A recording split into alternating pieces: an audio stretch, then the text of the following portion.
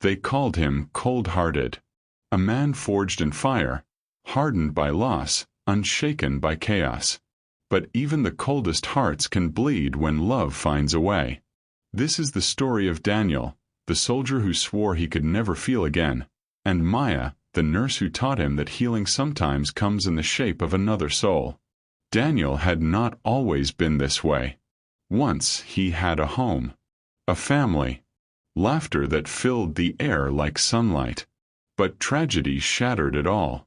One night, a drunk driver ran a red light and left him standing in the wreckage of his own life. His parents gone. His little brother gone.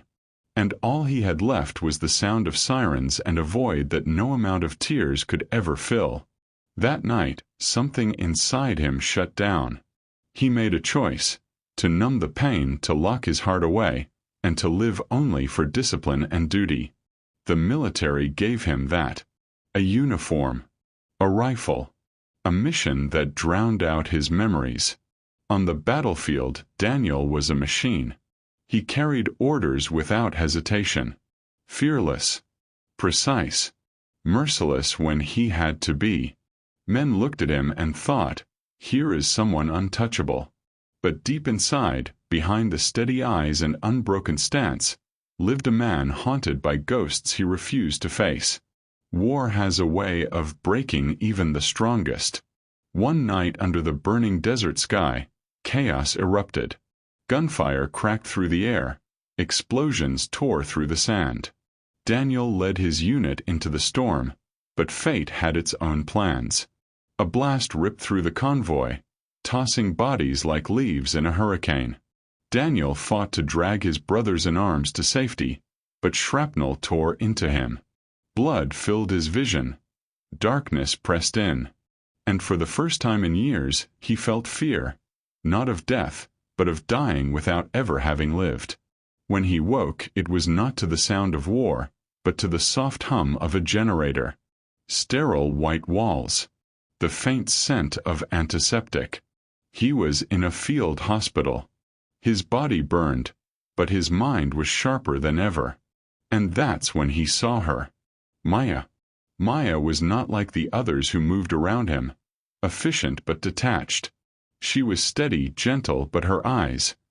Oh, her eyes held something he hadn't seen in so long. Compassion. Not pity, not duty. Compassion.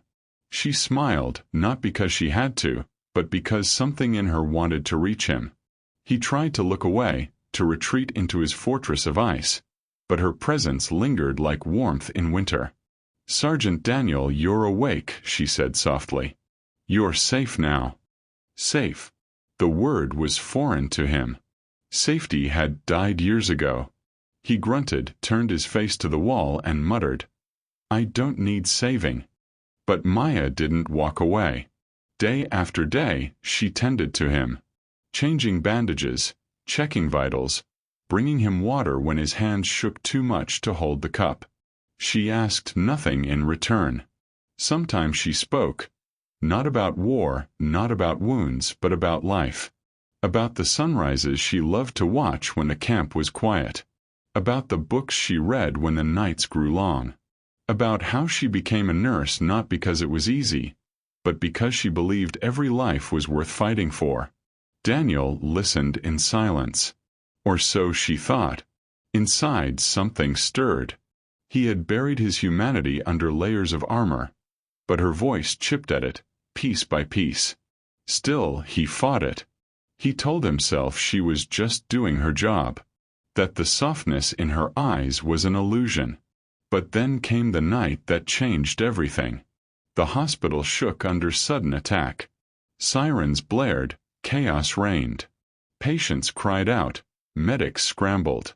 And through the madness, Maya rushed to shield Daniel with her own body as if her frail frame could stop the bullets. Daniel, still weak, grabbed her wrist. "Are you insane?" he barked. "I couldn't leave you," she said, her voice trembling but firm. "Not you." Something cracked in him. No one had chosen him in years. Not out of duty. Not out of obligation. But out of choice. She stayed. Even when danger roared, she stayed. After the attack subsided, silence fell heavy over the hospital. Maya sat by his bed, exhaustion lining her face. And for the first time, Daniel spoke more than a sentence. "Why?" he asked, his voice raw. "Why risk yourself for me?" She looked at him, her gaze unwavering. "Because you're worth saving, Daniel. Even if you don't believe it." That night, he didn't sleep. Her words echoed through him, rattling the walls he had built. Worth saving. He had spent years believing he was just a weapon, a shadow of a man. But to her, he was still human. Recovery was slow. Each step was a battle. But Maya was there. When pain consumed him, her voice anchored him. When nightmares clawed at his sleep, her hand calmed him. And little by little, the cold soldier began to thaw.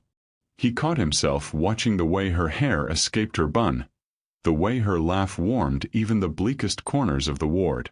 He hated it. He needed it. One morning, as sunlight streamed through the tent flaps, he found her sitting beside him, reading.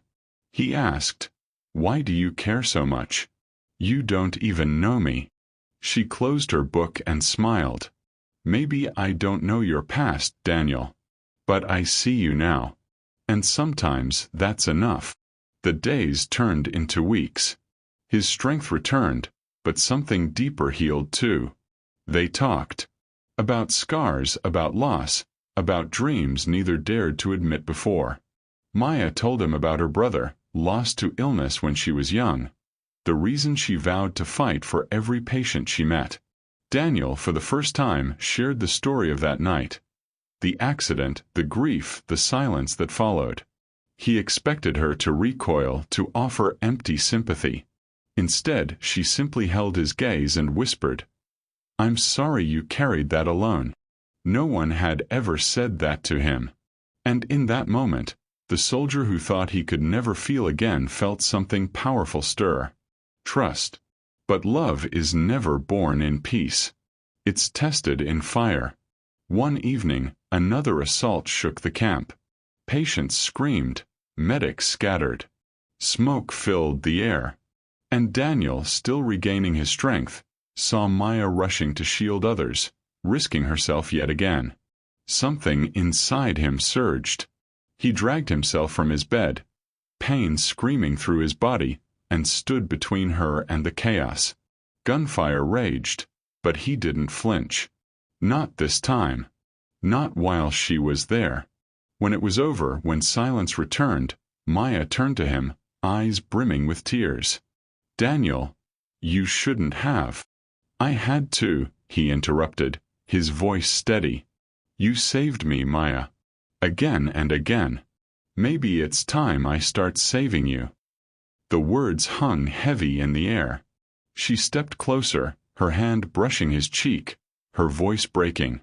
"You're not the man you think you are, Daniel. You're more.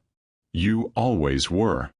And in that fragile, stolen moment, the cold-hearted soldier kissed the nurse who had thawed his frozen heart. It wasn't the kiss of passion alone. It was the kiss of survival, of gratitude, of two broken souls finding wholeness together. In the days that followed, their bond deepened.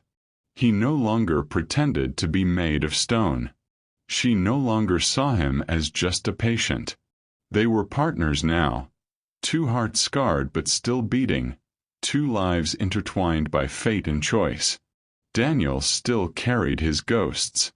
Maya still carried her wounds. But together they carried hope. And for the first time in years, Daniel believed in something beyond duty.